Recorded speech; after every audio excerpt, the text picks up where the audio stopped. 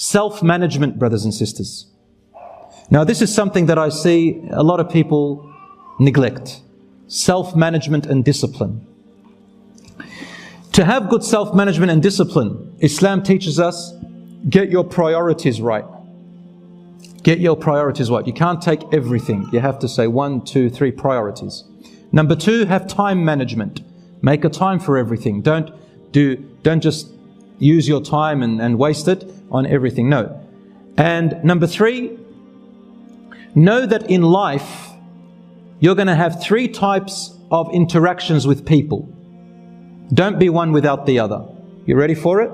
In managing your interactions with people and yourself. So we said prioritize, we said time management, and number 3, you need to use people and they use you. So here's what it is. Number 1, as Ibn Taymiyyah and other scholars, I think Imam Nawawi said this, Allahu A'lam, I may have made a mistake, but they said something wise. They said, إِمَّا أَن تَكُونَ أَسِيرًا, you might be a prisoner in life, أو نظيرًا, or equal to others, أو أميرًا, or a commander. To be a prisoner is when somebody does a favor for you. Now you owe them. You're kind of like a prisoner, metaphorically speaking. It's not a bad thing. They just say asir means you do owe them. When you see them, I owe them. Or equal. Equal means when you don't need others and they don't need you. So you have skills to look after yourself. That's a beautiful place to be. You don't owe anyone anything, they don't owe you, you are equal to them. And number 3, a commander is when you do good for others. They owe you now.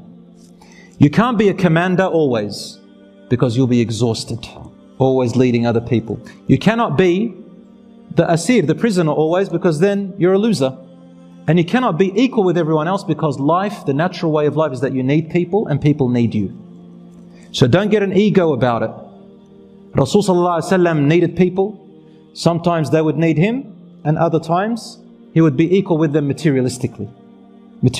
I'll give you an example of him being equal. Rasulullah is a prophet, a messenger of God. He brings us deen.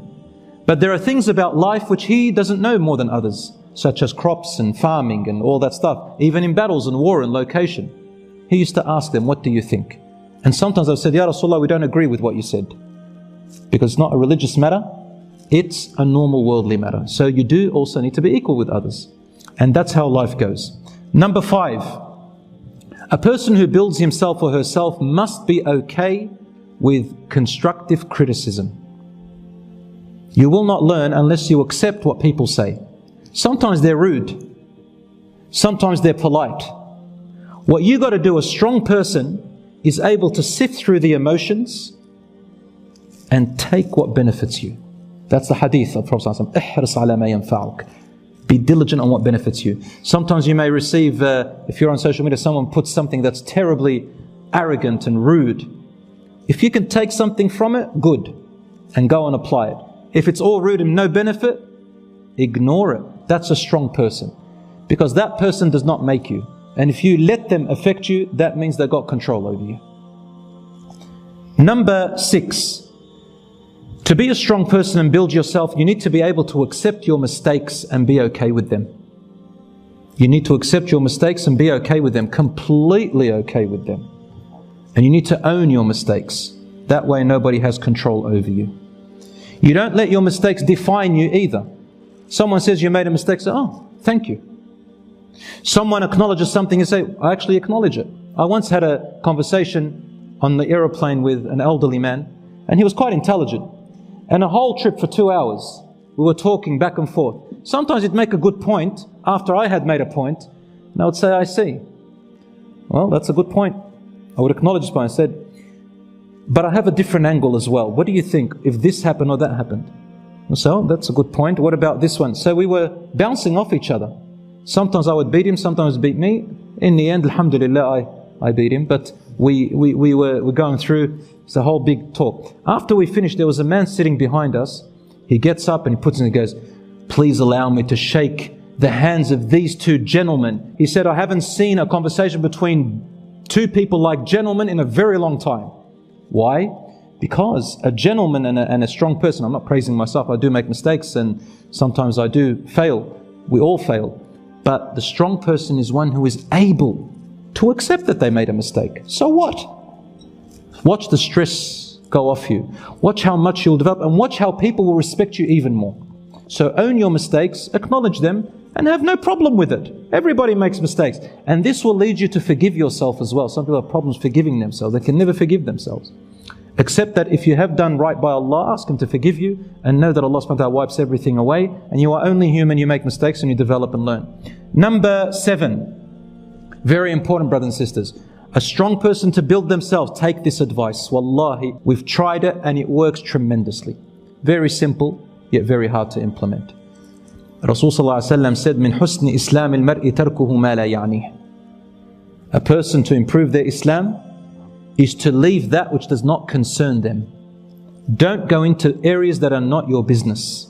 Don't ask about things that are not your concern. Don't pry into things that don't concern you. Anything in life, things that don't benefit you are not of your concern. People's problems and people's secrets, don't pry into them. You're not invited, don't ask. You called a person twice, 3 times, they didn't reply, that's it.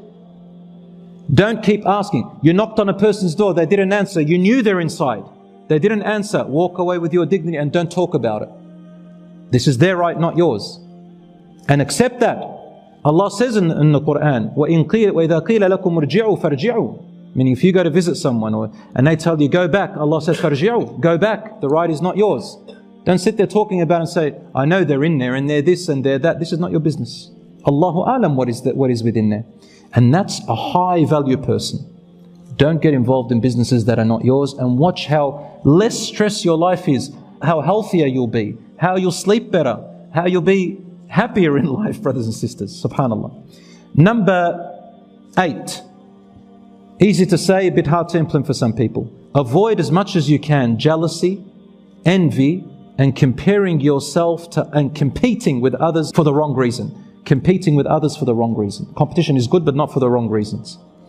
Jealousy, envy, and competing with others for the wrong reason will destroy you, my brothers and sisters. It will destroy you.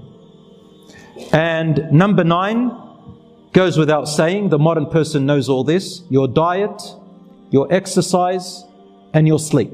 3 things. All of these are in the Sunnah.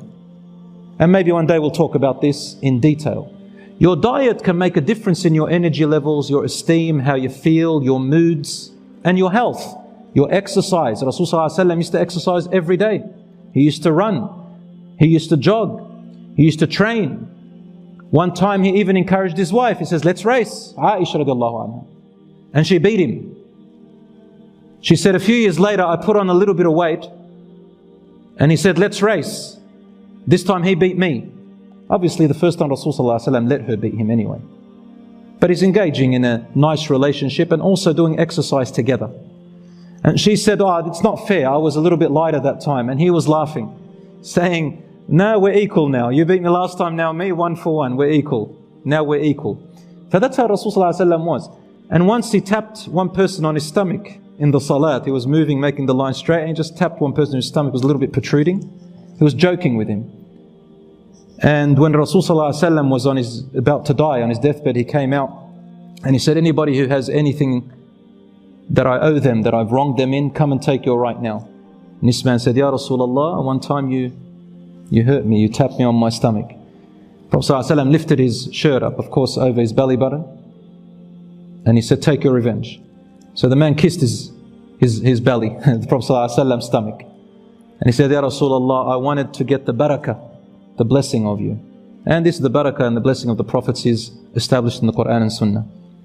For diet, health, Rasul sallallahu alaihi wasallam told us, if you can, have a third of your stomach for water, a third for air, and a third for food if you can. So, and the way we sleep, monitor your sleep. Some people, they stay up all night and then they sleep late. Even if you get your 10 hours, it's not enough. You need to sleep early and look after your body. And if you can do a qaylula in the daytime, a little siesta, that will also help.